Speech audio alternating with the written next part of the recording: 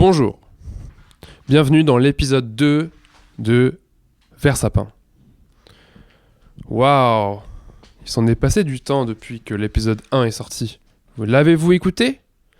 Moi oui, j'ai dû faire le montage, c'était très long et un peu douloureux. En vrai c'était ok, non ? Waouh, c'est dur le début. Je me suis mis en marche, exactement debout, avec mon micro Shure SM58. En écoutant l'épisode 1, je me suis rendu compte de trucs très énervants que je faisais. Par exemple, je finissais mes phrases avec une expiration d'air vraiment désagréable. Donc je vais essayer de corriger ce petit trait de ma personnalité qui n'est pas très radiophonique. Je me suis mis en marche. Putain, on dirait vraiment Macron. Parce que, en fait, le son de mon micro est pas ouf comme ça. J'en ai un autre qui est mieux, mais il faudrait que je sois assis. Et le problème, c'est que j'ai du mal à me mettre à enregistrer le podcast si je suis assis comme quand je glande devant mon PC. Et j'ai besoin d'être un peu plus dynamique. Donc, Vers Sapin, épisode 2. C'est parti!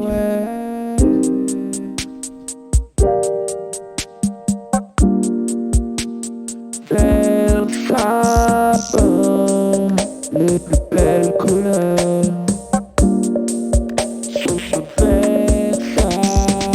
On va revenir sur une erreur que j'ai faite la dernière fois, petit mea culpa. Hudson Bay, la baie de Hudson, en fait est un vrai lieu. Ce n'est pas juste le nom d'un petit bled pourri du Canada. C'est en fait une des plus grandes baies du monde. Donc je suis vraiment passé à côté de quelque chose. C'est pas grave. C'est intéressant aussi, la baie de Hudson, je vais regarder les chiffres, là c'est gigantesque en fait. Donc déjà une baie, qu'est-ce que c'est ? Une échancrure du littoral, espèce de gros trou qui ressemble à une mer, et la baie de Hudson fait 822 000 km², c'est plus grand que la France entière par exemple. Donc peut-être une exploration future de cette baie d'Hudson que on a appris à mal connaître dans cette émission. J'ai aussi fait une autre erreur de nature anglophone. En effet, j'ai dit que l'aquamarine... le free speech aquamarine se traduisait par la liberté d'expression. Bref, ça veut pas dire liberté d'expression, ça veut dire genre... c'est pas freedom of speech, c'est free speech, donc c'est liberté de ton. Donc voilà, petite erreur de ce côté-là. Je pense que vous ne m'en voudrez pas. Du coup, j'ai effectivement lourdement monté l'épisode 1. J'ai jugé bon de couper certaines hésitations, de couper carrément certains morceaux. J'ai réenregistré des parties que j'ai inclus dedans. Peut-être l'avez-vous remarqué ? En effet, au début de l'épisode, je suis très tendu. À la fin, je suis moins tendu. Et du coup, quand j'intercale, ça se sent. C'est un petit peu... Ce podcast est un petit peu... brise complètement le quatrième mur, c'est quand même... Il l'a même pas construit en fait.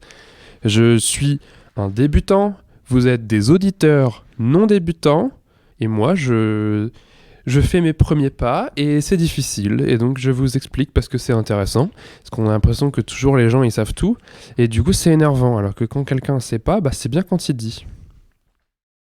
Peut-être l'avez-vous remarqué, j'ai changé la miniature de l'épisode 1 de Vers Sapin. En effet, le visuel est un peu différent, même quasiment entièrement différent de la PP, on peut dire, l'image de profil, l'avatar, l'identité. Au début, je voulais pas qu'il y ait de saison. Finalement, cet épisode sera l'épisode 2 de la saison 1, qui se terminera quand j'aurai décidé qu'elle se termine. C'est-à-dire que là, je vais m'enfoncer un peu dans un format. Non, je vais m'ancrer dans un format qui va durer une saison, et puis ensuite on verra bien. Ce qui me permet de prendre des partis pris un peu plus drastiques en me disant, au pire, je changerai à la saison 2, et ce sera pas trop bizarre. Ce sera juste, une prochaine étape. En fait, les visuels de Vers Sapin sont générés par une IA, comme absolument tout le monde le fait en ce moment. C'est un sujet intéressant. Je suis en train d'écouter un épisode des Barres d'Outils, un généreux podcast à la fois loufoque et instructif. Et cet épisode porte sur les IA. Dans cet épisode, il critique un peu, je dirais, de manière plutôt négative, l'approche qu'ont certaines personnes peu professionnelles qui vendent des œuvres d'art faites avec Midjourney, par exemple. C'est celle que j'utilise. Je comprends complètement. Mais j'ai vraiment pas du tout peur de ce nouveau moyen d'expression ou ce tout nouvel outil. Effectivement, ça régurgite des choses, ça ne crée pas grand-chose. Mais alors déjà, il y a une manière de contourner ça. Je vous donne un gros tips avec Midjourney. En tout cas, ça marche excellemment bien. Ne vous focalisez pas que sur le texte, mais aussi sur l'input. C'est possible de mettre une image aussi en input. Et ça donne une indication énorme en fait pour l'IA. Et ça l'aide beaucoup dans sa génération. Donc c'est vraiment quelque chose d'intéressant à faire. J'ai fait ça pour l'image, l'avatar de Versapin. J'ai pris une image d'un designer japonais. Et ensuite, j'ai mis tout un tas de mots-clés que je vais vous retrouver. En fait, ce que j'ai fait, j'ai pris une image et ensuite je l'ai un peu décrite en tournant la chose vers ce que moi je voulais en termes de Versapin, quoi. Donc c'est en anglais. Donc je vous lis en anglais. Excusez-moi, j'ai un accent variable. J'ai mis Pine Green, Blurry Photograph, Full, Pixelated Line, Artsy, Japanese Design, Blurry Plants, Organic, Gradient, Collage, CMYK, donc CMJN, Print. Et j'ai exclu les formes géométriques parce qu'il me mettait trop des formes géométriques. Ça faisait un peu 2012, vous voyez les formes triangulaires avec un arbre japonais, etc. Une espèce de collage un peu naze. Et là, en plus, full plus no geometric shapes, ça fait l'image que vous avez vue, quoi. De toute façon, ça sert à rien d'expliquer plus que ça. Et ensuite, ce que j'ai fait, c'est là que j'ai mon concept de design. Chaque épisode, je vais prendre des mots-clés de l'épisode et prendre l'image d'avant, la mettre en input et utiliser des mots-clés du nouvel épisode. Donc pour l'épisode 1, j'ai repris l'avatar de Versapin en input. Et puis j'ai mis des mots-clés de l'épisode. Donc j'ai écrit Yellow Pickup, on se rappelle, c'était à Hudson Bay ça. Hudson Bay, Green and Pink Granite, donc ma pierre que j'avais trouvée par terre, for Crystal Healing, donc ça veut dire Crystal Healing, c'est lithothérapie. Pine Green, parce que ça c'est le Pine Green, tu vois, c'est le Versapin. Free Speech Aquamarine, ACAB évidemment. In the style of Google Street View. Et au bout de plusieurs générations, upscale, modification, light upscale redo, autre jargon propre à Midjourney, je suis arrivé à cette image. Et je pense que je vais faire un compte Instagram. Le compte Instagram existe déjà, mais de Versapin. Abonnez-vous à Versapin sur Instagram. Je pense que je vais, à chaque épisode, poster quelques images en rapport avec l'épisode et aussi la PP avec les générations qui n'ont pas été sélectionnées. Et donc je trouve que c'est une manière intelligente d'utiliser l'IA parce que je teste un peu les limites. À chaque fois, en fait, au bout du 10e épisode, ce sera que des générations à partir de l'image qu'elle a déjà générée, vous comprenez, et etc. etc. Donc voilà, je trouve que c'était un petit peu conceptuel. If you want to know about me, just email me at... Non, je vais pas donner mon email. Fait que c'est ça, l'image. Quelques jours après avoir enregistré et posté l'épisode numéro 1 de la saison 1 de Versapin, j'ai pris des vacances. Je suis parti au nord de la Finlande. C'était prévu depuis des mois. Je suis parti en Laponie. J'ai pas envie de faire de la pub j'ai envie que ça reste un peu plus secret, déjà qu'il y a énormément de touristes. Le truc, c'est qu'on était dans des conditions tellement exceptionnelles que même si vous y retournez, à moins que vous soyez blindé, je pense que vous aurez pas la même expérience que moi. Donc je me permets de vous dire, n'y allez pas. La raison pour laquelle vous n'aurez pas les mêmes vacances, c'est que déjà on était 12 à venir. Donc on a divisé le prix du logement par 12, ce qui est vraiment... ça devient ridicule, quoi, pour une semaine. Et la personne qu'on a retrouvée là-bas, la 13e personne, est guide là-bas, donc Professional Arctic Guide. C'est cette personne qui nous a permis d'avoir des moins 50%, des moins 75%, ou d'avoir des trucs gratos. Et donc on a payé des choses 50 € au lieu de 400 €, des activités dans tous les sens. Et on a vadrouillé, voilà, grâce à lui, à ses connaissances. Et ce qui fait qu'on a eu un voyage extraordinaire. J'avais envie d'enregistrer là-bas, mais bon, vous comprenez, j'ai pas encore annoncé à beaucoup de gens, à vrai dire seulement 2 personnes, que je faisais un nouveau podcast. Donc ces personnes n'en faisaient pas partie. Donc j'avais pas envie de m'isoler dans un coin pour parler dans un micro comme si j'étais au téléphone, alors que vraiment ça s'entend que je suis pas au téléphone. Je pense que vous comprenez. Et c'est dommage parce que vraiment, il y a un moment donné, j'étais dans la neige. Donc évidemment, la Laponie est un pays, une région de la Finlande très froide. Il a fait jusqu'à moins 19, c'est relativement élevé d'ailleurs. Ça peut aller jusqu'à moins 35. Et il y avait, je sais pas, 1 mètre de neige, très peu de lumière chaque jour, seulement quelques heures. Et à un moment donné, j'étais posé tout seul dans la neige. Il y avait absolument personne. Il faisait très beau et très calme. Et je me disais vraiment, là, il y a matière à philosopher. C'est un pays vraiment très intéressant dans le sens où la nature est omniprésente. En fait, c'est de la forêt partout. Il n'y a que 3 arbres là-bas, du pin, du sapin, ça m'a beaucoup fait plaisir, et du bouleau. Et c'est à peu près tout ce qu'il y a comme végétation. Et la faune est d'ailleurs sauvage, mais assez restreinte aussi. On trouve des rennes, des lapins, des oiseaux et des écureuils. Mais tout ça est très discret, malgré que la forêt soit omniprésente. Et en même temps, la trace de l'homme est partout quand même. Parce que c'est une nature tellement hostile en fait. Il faut sortir couvert, il faut déblayer la neige quotidiennement, etc. Ce qui fait que la marque de l'humain, et j'ai trouvé assez présente malgré l'omniprésence de la nature. J'ai trouvé ça super intéressant. Et en plus de parler de la Laponie dans Versapin, ça me paraissait totalement logique. D'ailleurs, j'ai acheté un bonnet de couleur vert sapin qui me siège, je dois dire, extrêmement bien, et mieux qu'à d'autres.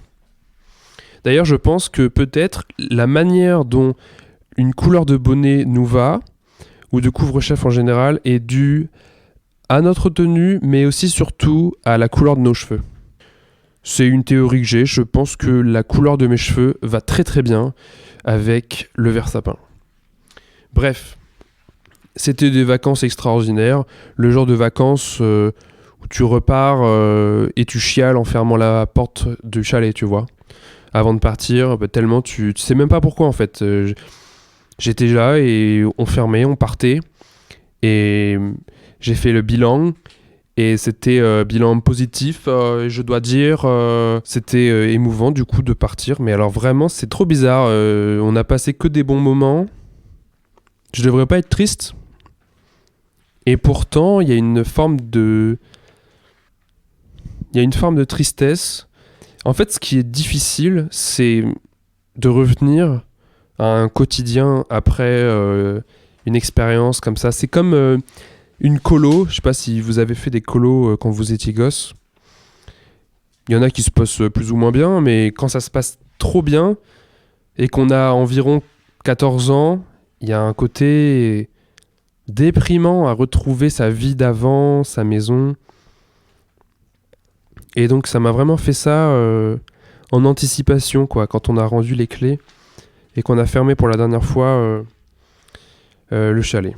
D'ailleurs, je parle de clés, mais c'est trop marrant. Là-bas, il y a tellement peu de criminalité que les gars, ils ferment rien.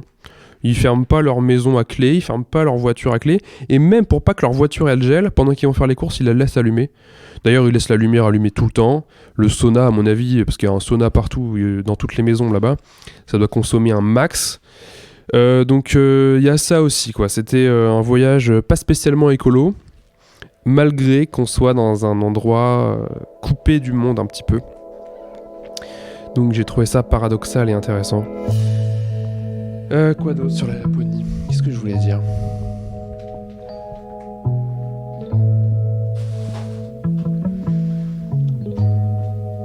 Merde, je parlais de quoi ? Je parlais de la nature,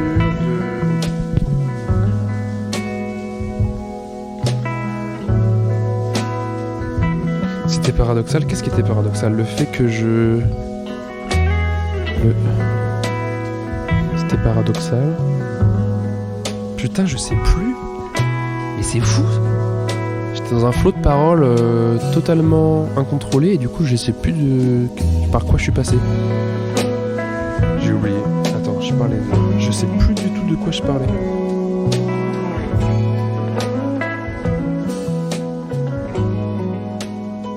Avant de passer à autre chose, peut-être parler un peu de l'avion. C'est vraiment un truc compliqué ça, de se décider en tant que personne, on va dire islamo-wokiste comme moi, qui souhaite une vie la plus écologique possible, un mode de vie le plus respectueux de l'environnement possible, de partir une semaine en avion pour faire un trajet de seulement, entre guillemets, c'est quoi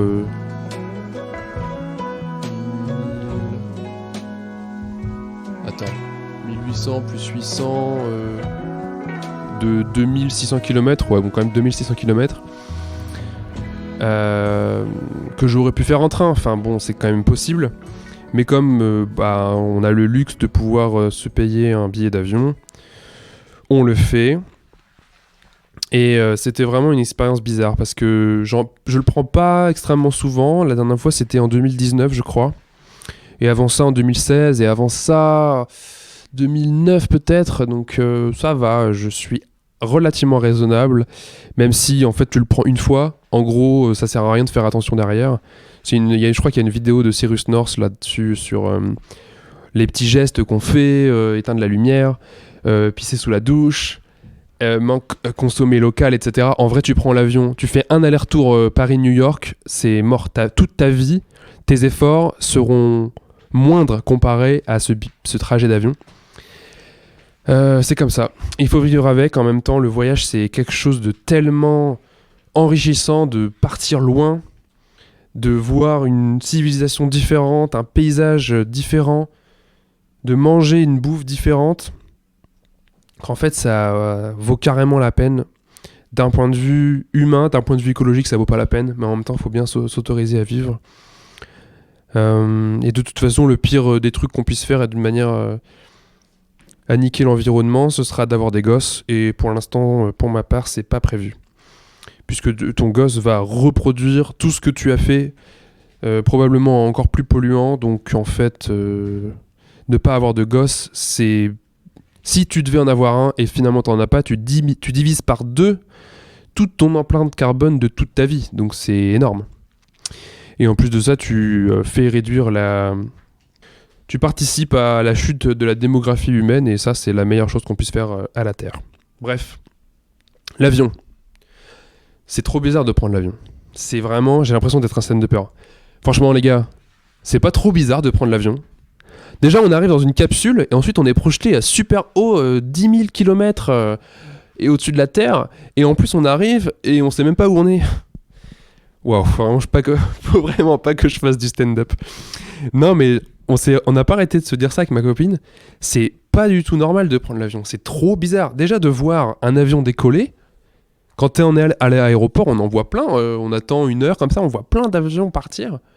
Ça paraît complètement contre nature de voir ce machin en ferraille, genre ça va pas si vite, tu vois, mais pourtant ça vole, et quand t'es dedans tu le sens, tu vois, que ton corps il est pas fait pour ça. Déjà, quand on est allé au parc Astérix là cette année, avec des copains, les mêmes d'ailleurs, enfin une partie, trop bizarre. Les attractions là, les trucs à sensations fortes, tu sens qu'au bout de la 50e fois que ton corps, il veut pas quoi. C'est pas fait pour le corps humain. Bah là, l'avion c'est ça, mais encore pire je crois. Déjà, on est complètement dans un tout petit espace pendant relativement longtemps. Bon, moi ça va, c'était 1h30 et 3h, il y a eu une escale. Mais le décollage, c'est une expérience de malade, je trouve. Et il y a plein de gens, ça me choque de ouf, ils sont blasés, ils le prennent tout le temps, tu vois, ils essaient de s'endormir pendant le décollage. Alors que moi, c'est le moment que j'attends avec le plus d'impatience et de stress et d'anxiété et d'intérêt en même temps, tout ça mélangé. Et eux, non, ils sont là, ils regardent un film, ils tapent la sieste, tu vois, ils se disent, bon, bah, ça, c'est le début du trajet. Pour moi, le trajet, il commence quand on est déjà à 10 000 km, tu vois. Non, en vrai, c'est 10 km d'altitude, je crois, qu'on est allé le plus. J'ai exclusivement regardé l'écran des informations à l'aller, puisque j'étais vraiment anxieux. Et d'ailleurs, à l'atterrissage, peut-être que ça vous est déjà arrivé aussi, j'ai subi une céphalée de l'aviation, je me suis renseigné après. C'est en fait un mal de tête intense dû à la pressurisation dans notre crâne et dans nos sinus qui se fait mal. Et à l'atterrissage, en fait, comme on descend, on se prend le poids de l'air d'un coup, en fait, et notre cerveau, il faut qu'il repressurise l'air qu'il y a dans notre tête. Enfin, notre cerveau, enfin, les sinus et tout. Enfin, bref, j'explique très mal. Et c'est pour ça qu'il faut avaler, etc. Parce qu'en fait, ça recalibre ton brain, tu vois. Et moi, mon brain et mes sinus, ils étaient pas du tout bien. Mais ça, je le sais, il y a des problèmes dans mes sinus ou je sais pas quoi. Et j'avais un mal de crâne, voilà, c'était terrible. Derrière l'œil, comme un genre de pic à glace que genre... comment est-ce qu'on dit déjà ? Une lobotomie, tu vois. Crac ! Et ultra intense, ultra violente. Et après un mal de crâne pendant 2-3 heures, super dur à enlever.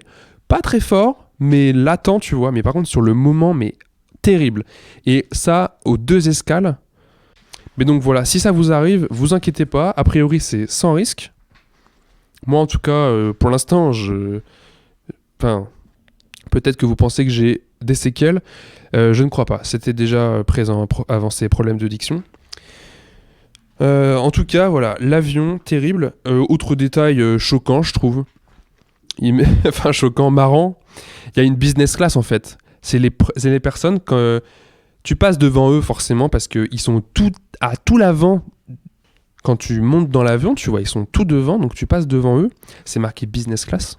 Et nous, on est en working class, ou je sais pas, enfin, c'est vraiment le truc, la lutte des classes, tu vois. Working class, business class. Et ceux qui sont en business class, bah, ils ont plus de place. Je crois qu'ils ont des trucs gratuits parce qu'ils les ont déjà prépayés, genre de la bouffe, je sais pas quoi. Je sais même pas en fait. Par contre, ce que je sais, c'est qu'il y a un petit rideau qui sépare les riches des pauvres. En fait, quand ça y est, on est steady, tu vois, en l'air, tranquille. La meuf, petit rideau. D'ailleurs, il y a que des meufs, hein, c'est ultra sexiste comme métier, hôtesse de l'air. J'ai vu un mec, mais vraiment, c'est tout quoi. La meuf, elle tire un petit rideau, et un autre, et là, waouh! On coupe le business class de la working class et ils n'entendent plus parler de nous et ils sont très bien comme ça. J'ai trouvé ça rigolo et ridicule. Voilà. Et je me suis dit, putain, mais tu vas dans un autre pays et tout, tu y vas tellement souvent, donc ça veut dire que ton empreinte carbone, elle est énorme. Et en plus, t'es tellement blasé que tu dors. Et en plus, tu le fais tellement souvent que tu vois l'intérêt de, pendant le trajet, passer un meilleur moment, alors que moi je m'en fous du trajet, tu vois, je veux juste arriver là-bas. Bref. Sinon, nonobstant, expérience intéressante, malgré que, pour encore une fois des raisons économiques, ma copine et moi avons dormi dans l'aéroport. Ça paraissait une bonne idée. Pas du tout. Terrible idée. On a dormi, mais tellement peu. En fait, c'est-à-dire qu'on arrivait vers 23h à l'aéroport de Helsinki, puis on repartait vers 6 ou 5 heures vers la Laponie, et pareil dans l'autre sens. Donc la toute première expérience finlandaise et la toute dernière ont été d'essayer de dormir avec du bruit et de la lumière sur des bancs pas du tout faits pour dormir, à se relayer parce qu'on voulait pas qu'on nous pique nos affaires même si on était en Finlande. Pas dormi du coup, méga claqué après. Donc voilà, une expérience terrible à ne pas reproduire. Surtout ne le faites pas. Autre petit sujet, je voulais parler d'un truc. En fait, on est pas mal dans notre rapport à la nature dans cet épisode. C'est un peu un sujet dont j'ai envie de parler. Et un des trucs en rapport avec la nature et l'environnement, voilà, l'écologie en général, que j'applique à mon quotidien, c'est que je suis quasiment végétarien. Je dis ça pour ne pas prononcer le mot flexitarien. C'est-à-dire que je mange quasiment jamais de viande et j'essaie d'être un peu vegan la plupart du temps, mais c'est compliqué surtout pour le fromage, hein, on va pas se mentir. Et en allant dans un pays étranger avec une autre culture, c'est dur quoi de se dire, déjà il y a des pays dans lesquels c'est pas facile de trouver de la bouffe végétarienne dans les supermarchés ou encore pire dans les restaurants. Mais en plus je trouve que c'est pas très intelligent parce que ça fait rien en fait. C'est-à-dire que les gens en Laponie, ils mangent du renne. Genre c'est leur alimentation, je vais pas dire de base, mais pour nous ça serait comme du bœuf pour nous quoi. Bon j'ai mangé du renne. Mais je me dis même, c'est même pas mal de manger. Si je devais manger une viande, ce serait du renne. Ou en tout cas, ce serait la viande dans laquelle... ce serait la viande pour laquelle c'est normal de la manger. Waouh, c'est dur à faire cette phrase. Ce serait la viande qu'il serait normal de manger dans le pays où je vais. C'est-à-dire que quand je mange le saucisson de renne que j'ai ramené, d'ailleurs c'est bon, moi je trouve, je fais méga attention parce que c'est super précieux. C'est pas seulement de la viande, donc la chair qu'un animal nous a cédée, et ça c'est tout le temps, mais là en plus c'est un souvenir de voyage. Et donc je le consomme avec parcimonie et avec attention. Et du coup je trouve que ça rend vraiment hommage à l'animal qu'on a sacrifié pour notre petit plaisir ou notre besoin. Et je trouve que c'est pas une mauvaise manière de manger de la viande, quoi. Surtout que t'imagines, tu vas dans un pays, toutes les spécialités culinaires, il y a de la viande en général, quoi. Donc je trouve ça dommage de passer à côté de ça. Voilà, donc tout ça pour dire que j'ai bouffé de la barbaque et que j'ai même kiffé. Par contre, les saucisses véganes, c'est bien meilleur que les saucisses normales. Alors, c'est comme ça. Voilà, Marlocrane, Laponie, calme, amitié, chalet, on pleure à la fin, peur de l'avion... Ouais, j'ai vu qu'en fait, j'avais une chance sur 10 milliards de mourir dans l'avion par kilomètre. C'est-à-dire que chaque kilomètre en avion, j'ai une chance sur 10 milliards de mourir. Et en fait, je suis quelqu'un assez anxieux par rapport à la mort. L'idée que derrière la mort, il n'y a rien, qu'on pensera à rien, que je pourrais même pas être dégoûté parce que je serais juste mort, en fait. Ça me terrifie. Et là, le fait de prendre l'avion et d'être à ce point démuni par rapport aux accidents, c'est-à-dire que quand tu conduis, tu as plus de chances de crever, mais c'est ta faute. Et aussi, tu peux contrôler. Et aussi, si tu as un accident, tu meurs pas forcément. Alors que là, c'est sûr. Tu as un accident en avion, tu crèves. C'est instantané, tu vois. Et voilà, ça me faisait vraiment peur. Et en me renseignant, je me suis dit quand même une chance sur 10 milliards. Ok, mais sur chaque kilomètre. Et là, j'ai fait 1600 kilomètres. Bon, en fait, il s'avère que ça fait... Attendez, je refais le calcul vite fait, là. C'est-à-dire que si on multiplie ce pourcentage par rapport à tous les kilomètres que j'ai fait, ça fait une chance. Là, j'aurais eu une chance sur 3 846 millions... Non, attends. J'aurais eu une chance sur 3 846 millions de crever. Ou en tout cas d'avoir un accident. Donc, ça m'a un peu rassuré. Mais je me suis dit quand même, une chance sur... Mais en fait, en faisant le calcul, je sais plus exactement, mais il faudrait, pour être sûr de crever dans l'avion, pour être absolument certain au niveau des statistiques, ça voudrait dire qu'il faudrait faire le trajet France-Laponie je crois, environ 80 fois par an, tu vois. Donc c'est vraiment... Et pendant 80 ans. Donc, ouais, j'en suis loin. En gros, prenez l'avion, enfin, le prenez pas si vous pouvez, mais si vous le prenez, bah, stressez pas, parce que, en fait, ça va. Le truc qui m'a fait le plus stresser, finalement, au retour, c'était d'avoir mon mal de crâne qui revient, et ça n'est pas arrivé. Et voilà. Et un autre truc qui me casse les couilles, dans les gens qui sont blasés, c'est qu'ils regardent pas par la fenêtre, alors que c'est trop impressionnant. On est au-dessus des nuages. C'est genre inhumain, tu vois. Inhumain, le truc.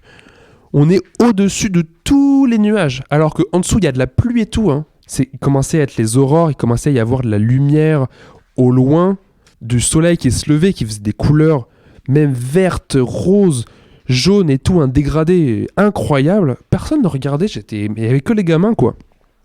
Alors peut-être que si je le prenais 3 fois par an, je serais un peu blasé.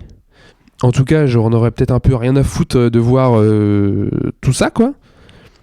Mais j'espère pas. J'espère que même si je prenais l'avion 3 fois par an, aller-retour, je serais toujours aussi émerveillé face au ciel et aux nuages, quoi. C'est que... Enfin, c'est dingue, quoi. Bah, c'est dingue, quoi.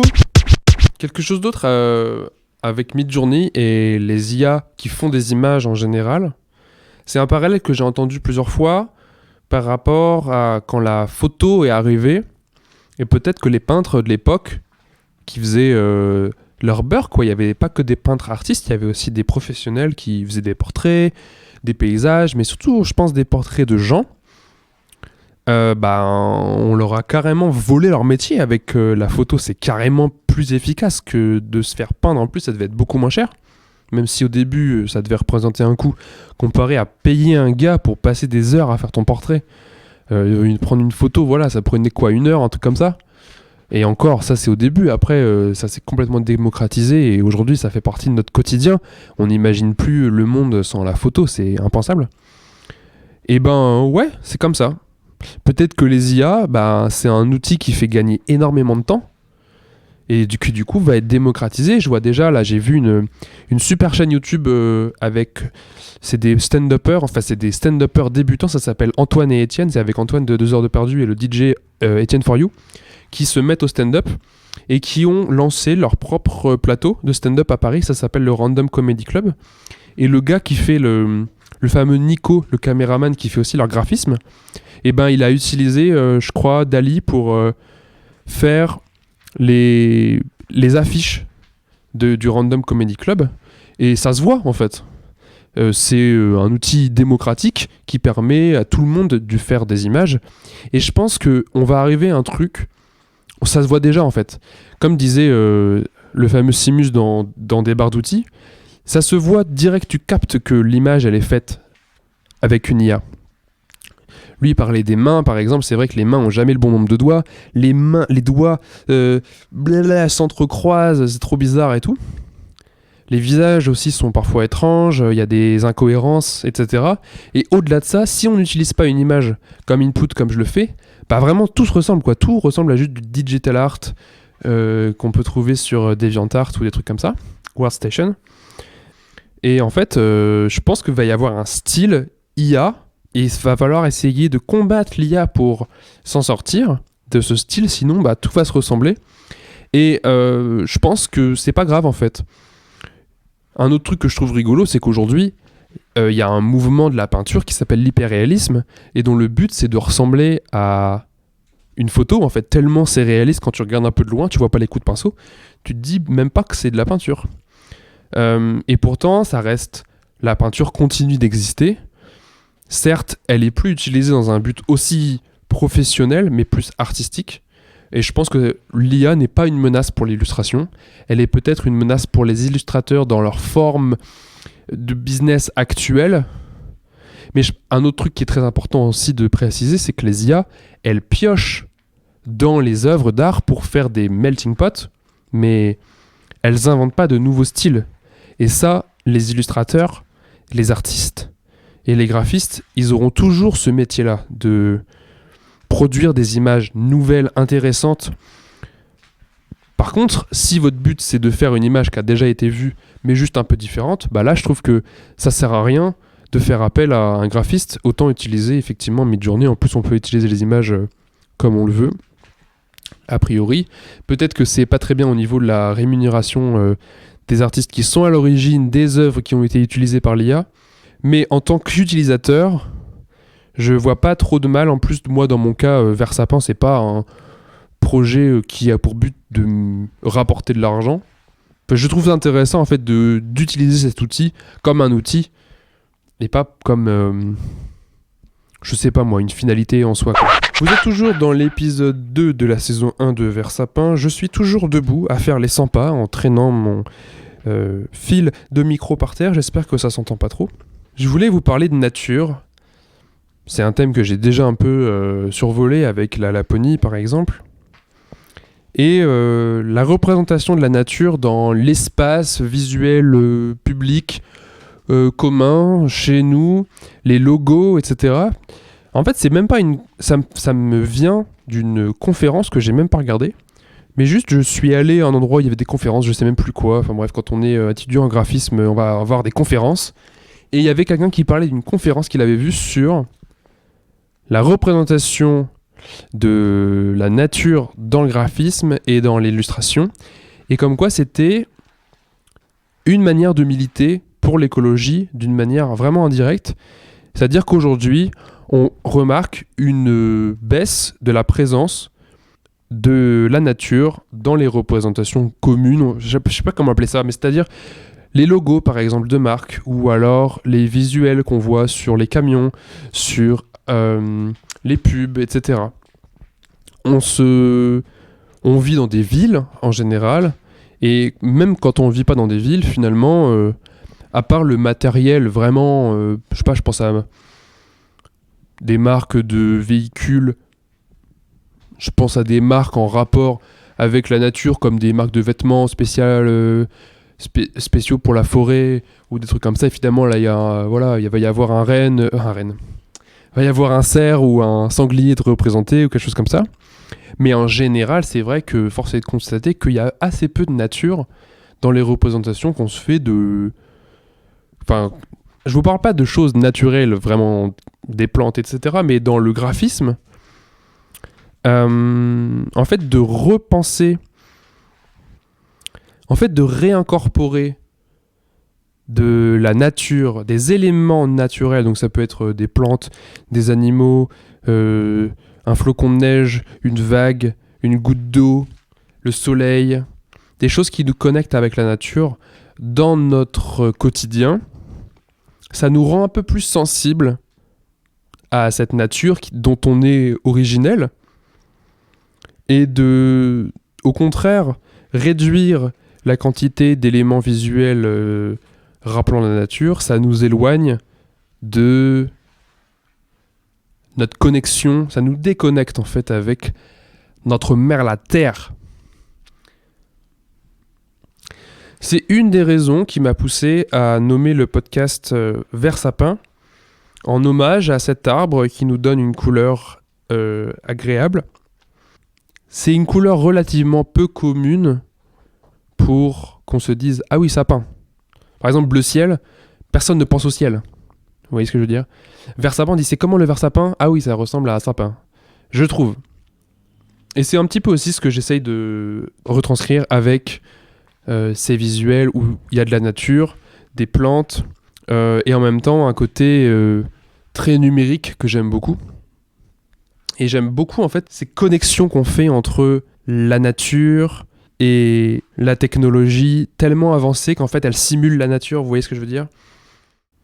Un exemple intéressant et récent, c'est le dernier Avatar, et le premier aussi d'ailleurs. Je trouve que quand on en sort, on a vu un blockbuster avec de la 3D et 3 heures d'action, de testostérone entre guillemets, de violence, etc. Mais on en ressort aussi avec, j'enfonce une porte ouverte, mais avec une volonté de protéger le vivant, le sacré, la nature. Les avatars, enfin les Na'vis sont un peu comme des Amérindiens, dont le blanc viendrait détruire l'environnement, et de nous montrer cette nature intacte puis souillée par l'homme. Et ben je trouve que c'est un bon moyen de... Ça peut paraître banal ou évident, et en même temps c'est pas mal du tout, je trouve, parce que c'est quelque chose qui est important de refaire, de recréer ce lien entre nous et la nature. On peut pas oublier d'où on vient, on est des êtres humains et des animaux, et pour autant Avatar n'est pas un film de babos ou de... Il y a un film absolument terrible, je crois que ça s'appelle La Belle Verte, un film français sur pareil, c'est un peu le même message, mais alors c'est gnangnan de ouf, et j'ai l'impression que quand on parle de représentation de la nature ou de connexion avec la nature, on imagine tout de suite un truc ultra hippie avec Trio et La rue qui est à nous, et je trouve ça vraiment dommage de trouver la connexion avec la nature nulle ou ringarde, alors que c'est vraiment l'avenir, je trouve. Un autre exemple de succès, de crossover entre un truc ultra technologique et de la nature et une représentation de la nature, c'est le dernier album de Porter Robinson qui est sorti en 2021. Ça s'appelle Nurture, je sais pas, Nurture. À la fois sur le plan visuel et sonore, on a ce côté glitch. Par exemple, dans la musique, tout est très dense, y a des voix qui sont coupées, enfin c'est très numérique en fait. Et en même temps, on entend des bruits d'oiseaux, il y a des guitares qui rappellent une guitare folk, il y a des mots aussi, ils parlent du ciel, des fleurs, de toucher le sol, de ses pieds, etc. Il y a une connexion avec la nature où il a l'air de revenir aux sources et en même temps d'utiliser son moyen d'expression qui est la musique électronique pour nous sensibiliser à ça. Et ça se retrouve ultra bien retranscrit dans le visuel. Tous les visuels, il a un univers graphique vraiment fourni et très très bien ficelé, je trouve. Où on voit pareil le ciel, l'herbe, des arbres et tout ça en 3D en général, ou alors de la vidéo, mais alors c'est une vidéo très numérique, parfois même en... Comment est-ce que ça s'appelle ? C'est quand on tourne, on prend une vidéo autour d'un objet et c'est pas la rotoscopie. Et ensuite, dans un logiciel 3D, il va trouver des points et ça va faire un visuel en 3D. Je sais pas si vous voyez ce que je veux dire. Oui, Léo, c'est la photogrammétrie. Enfin, bref, je trouve que c'est vraiment un très bon exemple de ce que je veux dire, où on n'est pas obligé de faire un truc cheesy, gnangnan, Trio, La rue qui est à nous. On peut aussi faire de la culture moderne qui va attirer beaucoup de gens, parce qu'en fait, à un moment donné, c'est ça aussi, il faut, quand on milite, je suis pas sûr que Porter Robinson soit un militant, mais en tout cas, dans une perspective militante, je trouve que c'est intéressant de rameuter le maximum de gens et à ce moment-là de leur plaire avec quelque chose qui va fonctionner avec beaucoup de personnes. Salut, c'est le Léo du futur qui monte l'épisode. Je me rends compte que j'étais un peu dur avec Trio. En vérité, c'est un très bon groupe si on le replace dans son contexte. Et je vous conseille fortement la chanson « J'ai trouvé des amis » qui a le pouvoir, dans n'importe quelle circonstance, de m'apaiser.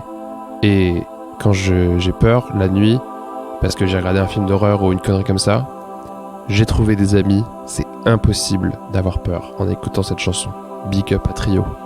Un autre exemple que tout le monde connaît et qui marche de malade, c'est les studios Ghibli, qui... un peu comme le Seigneur des Anneaux aussi, qui est un autre exemple que je trouve très bon, où on nous raconte des histoires qui n'ont pas forcément rapport avec la nature directement. Bon, parfois, évidemment, Princesse Mononoke et tout ça. Mais la nature est vraiment omniprésente dans les œuvres du studio Ghibli. Et quand on en ressort, je pense que vous êtes d'accord, on a ce sentiment d'inspiration, d'avoir voyagé dans la forêt, et aussi que la nature est un peu magique et un peu sacrée, et je me vois pas piétiner une fleur après avoir regardé un studio Ghibli, alors qu'après avoir vu un film qui n'a rien à voir avec la nature, ça me ferait un peu ni chaud ni froid. Et cette sensibilité-là qui s'explique pas tellement en fait, c'est presque mystique, et Je trouve que c'est vraiment un bon thème à aborder. Et en tout cas, après mon voyage en Laponie, c'est vraiment ce que je ressens. Cette connexion avec nos racines, en fait. Et c'est vrai que là, je suis dans un appartement au 3e étage. Le sol, il est loin de moi. Et ça me fait un peu bizarre, quoi. En plus, c'est marrant ce voyage où tu pars en avion, t'es vraiment déraciné littéralement et propulsé à une vitesse que t'es pas censé atteindre. Enfin, ton corps est pas fait pour ça, quoi. On est arrivé très vite avec les véhicules motorisés à un kilométrage par heure complètement ouf. Donc notre corps est pas habitué. Et ensuite on arrive et là d'un coup c'est la nature et tout. Et ensuite on reprend l'avion et on atterrit à Bruxelles. Enfin bref, je trouve que c'est assez violent. Voilà. Un autre exemple, les gens qui me connaissent savent que j'ai à peu près 5 refs dans toute la vie, donc je vais en dire une. C'est le groupe King Gizzard and the Lizard Wizard. C'est assez inattendu, c'est pas... Enfin, vous me direz, le nom King Gizzard and the Lizard Wizard, il y a Lizard dedans, donc il y a déjà un animal dans le titre du groupe, mais en plus, c'est un groupe de rock et tout, il devrait pas tellement y avoir de rapport avec la nature au premier abord, et en fait, il y en a dans toutes les chansons, Fishing for Fishes, Into the Rat Nest, ou un truc comme ça, enfin, il y a des trucs avec tous les animaux, et beaucoup de nuisibles, comment ça s'appelle, de parasites, des rats, des serpents, etc. Et je trouve que c'est pas du tout des œuvres qui nous rapprochent de la nature au premier abord, où on se sent pas justement cette inspiration, comme les studios Ghibli, mais mine de rien, ils placent un peu partout de la nature. Donc voilà, si vous êtes créateur d'images ou créateur de contenu de toutes sortes, je vous encourage à placer de la nature de manière un peu gratos. Ça peut paraître un peu superficiel, mais en fait, ça peut vraiment changer notre rapport à notre environnement et nous sensibiliser d'une manière un peu plus profonde qu'avec des grands mots et des statistiques. Vous avez les chiffres et puis vous avez le côté mystique, ce qu'il y a dans votre tête, dans votre corps et... Waouh, ça part vraiment n'importe comment. Je vais tout de suite arrêter cette phrase en disant le mot... J'espère que vous avez aimé cet épisode un peu plus sérieux de Versapin. Allez sur l'Instagram de Versapin. Je m'engage là. J'ai encore rien posté. Mais allez-y. Et en postant cet épisode numéro 2, je posterai des trucs, c'est promis, en même temps. De sorte que vous puissiez... jouir d'un contenu diversifié autant sur le plan visuel que auditif et que votre expérience soit améliorée de ce point de vue-là. Au revoir.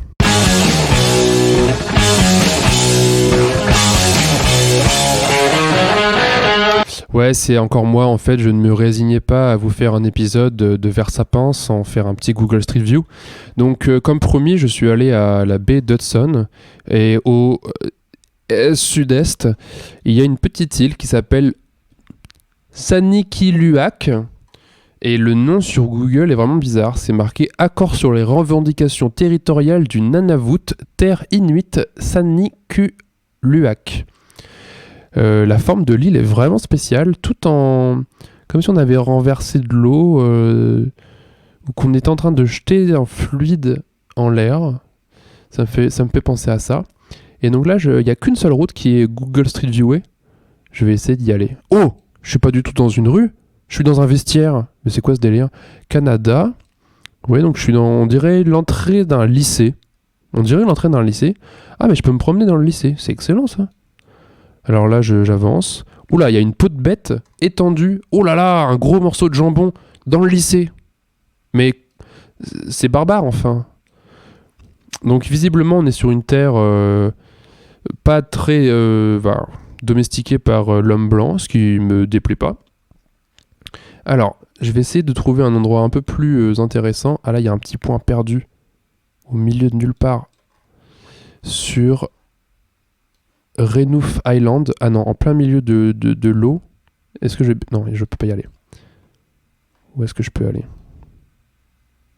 Alors, j'ai réussi à me poser dans un endroit qui n'est pas le lycée, et c'est absolument extraordinaire. C'est un endroit totalement blanc, recouvert d'une neige qui m'a l'air épaisse, des motoneiges, quelques inuits et un genre de traîneau en bois très rudimentaire. Ça me rappelle un petit peu la Laponie, je dois dire, un paysage plutôt plat, légèrement vallonné, des gens avec des moufles et des motoneiges, donc c'est la Laponie mais ailleurs en gros. Ils ont l'air de chasser, de pêcher plutôt, ils ont une grande canne à pêche. Et il y a... Ah, mais c'est marrant, tiens. On dirait que la Google Car n'est pas une car, mais un motoneige, du coup. On voit l'ombre. Et effectivement, on dirait vraiment un motoneige, donc ça ne m'étonnerait pas. C'est assez rigolo. Du coup, la personne doit tenir le bâton à la main. C'est assez drôle. Ça date de février 2017. Et le ciel est plutôt... Bon, on s'en bat les couilles.